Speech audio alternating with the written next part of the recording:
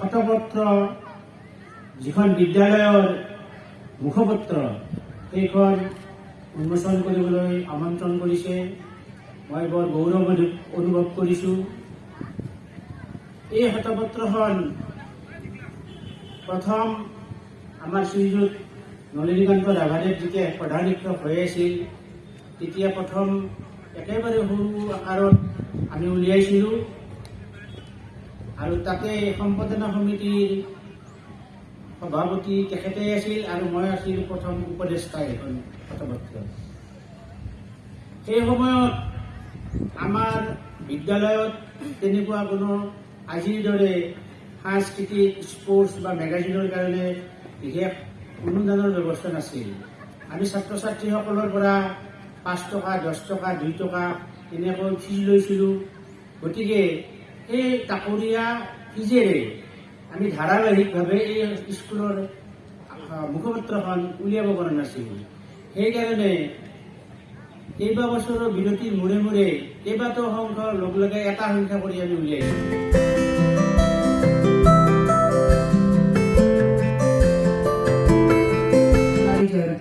এইখন স্কুলত এটা সময় মনত পৰে যেতিয়া এইখন স্কুলত অলপ আগতে মোৰ আগত কৈ যোৱা বক্তা শৰ্মা ডাঙৰীয়া ইয়াৰ প্ৰধান শিক্ষক আছিল। তেতিয়াই মই ইয়ালৈ প্ৰথমবাৰ আহিছিলোঁ আৰু অহাৰ সুযোগ পাইছিলোঁ। আৰু সেইবাৰ যেতিয়া আহিছিলোঁ দেখিছিলোঁ আমাৰ ল'ৰা ছোৱালীবিলাকে প্ৰথমবাৰ হায়াৰ ছেকেণ্ডেৰী হাইস্কুল পৰীক্ষা দিব HSLC। কিন্তু তেওঁলোকৰ অলপমান কিছুমান পাঠ্যক্ৰমত পিছ পৰি থকা মোৰ নজৰত পৰিছিল আৰু শৰ্মা ডাঙৰীয়াই সেইখিনি সময় মোক কথাটো কৈছিলে। বিশেষ কিছুমান কাৰণ আছিলে। এই অঞ্চলটো বহুত পিছপৰা, শিক্ষা দিশত বহুত পিছ পৰিয়ে আছিল। বহু বছৰ আগৰ কথা। তেতিয়া আমি এটা কাৰ্যসূচী লৈছিলোঁ আমাৰ ল'ৰা ছোৱালীসকলক আমাৰ এটা NGOৰ যোগেৰে বিনামূলীয়া পাঠদানৰ এটা সৰু কাৰ্যসূচী লৈছিলোঁ। সেয়া হৈছিলে মোৰ প্ৰথম এই মধুকি হাইস্কুলৰ এই অঞ্চলৰ লগত মোৰ প্ৰথম এনাজৰী আৰম্ভণি। মৰমৰ এনাজৰীৰ যোনটো এটা আৰম্ভণি সেইখিনি সময়ত আৰম্ভ হৈছিল। আৰু সেই এনাজৰীটো আজি বহুত বেছি শক্তিশালী হৈ উঠিছে বুলি মই ভাবোঁ। আৰু এই মঞ্চত আপোনালোকৰ আগত বক্তব্য ৰাখিবলৈ যিটো সুযোগ দিছে আৰু এইখন আপোনালোকৰ আগত যিখিনি কথা মই ক'বলৈ বিচাৰিছোঁ সেইখিনি ক'বলৈ সুযোগ পোৱাটো মোৰ কাৰণে মই ভাবোঁ যে আপোনালোকৰ মৰমৰ এই এনাজৰী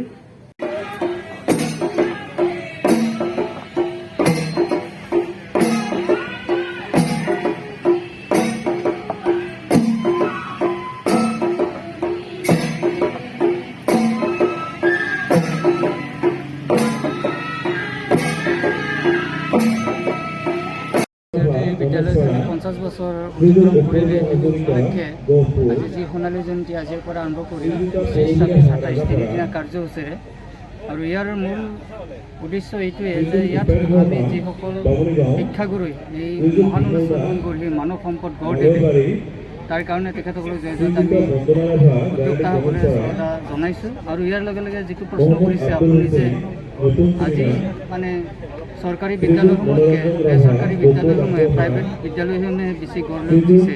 কিন্তু এই কথাটো আমি ক'ব লাগিব এই অঞ্চলৰ ৰাইজে যে ইয়াত যেতিয়া আজিৰ পৰা 50 বছৰ আগত এই বিদ্যালয়খন অনুষ্ঠিত হৈছিলে তেতিয়া আমাৰ সমগ্ৰ এই অঞ্চলটোত কোনো বেচৰকাৰী অনুষ্ঠান নাছিলে আৰু তেতিয়া সেইবোৰ পৰিকল্পনাই নাছিলে।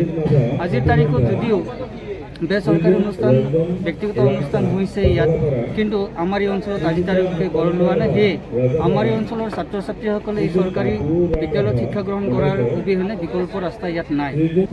বৰ্তমান সময়ত আমি চৰকাৰী বিদ্যালয়ৰ বেচৰকাৰী বিদ্যালয়ৰ পাৰ্থক্য এইটোৱে দেখিবলৈ পাওঁ যে চৰকাৰী বিদ্যালয়সমূহত শিক্ষাৰ যিটো মানদণ্ড পূৰ্বৰ তুলনাতকৈ বৰ্তমানৰ তুলনাত বহুত কম দেখিবলৈ পোৱা যায়। তাৰ বিভিন্ন কাৰকো আছে আৰু যিবোৰ ব্যক্তিগত শিক্ষাখণ্ড সেই ব্যক্তিগত শিক্ষাখণ্ডসমূহ যিহেতু তাত ব্যৱসায় এটা চলে সেইকাৰণে তাৰ ছাত্ৰ ছাত্ৰীসকলক ভাল গুণগত শিক্ষা দিয়াৰ চেষ্টা কৰে তাৰ যিসকল প্ৰতিষ্ঠানৰ লগত জড়িত ব্যক্তি।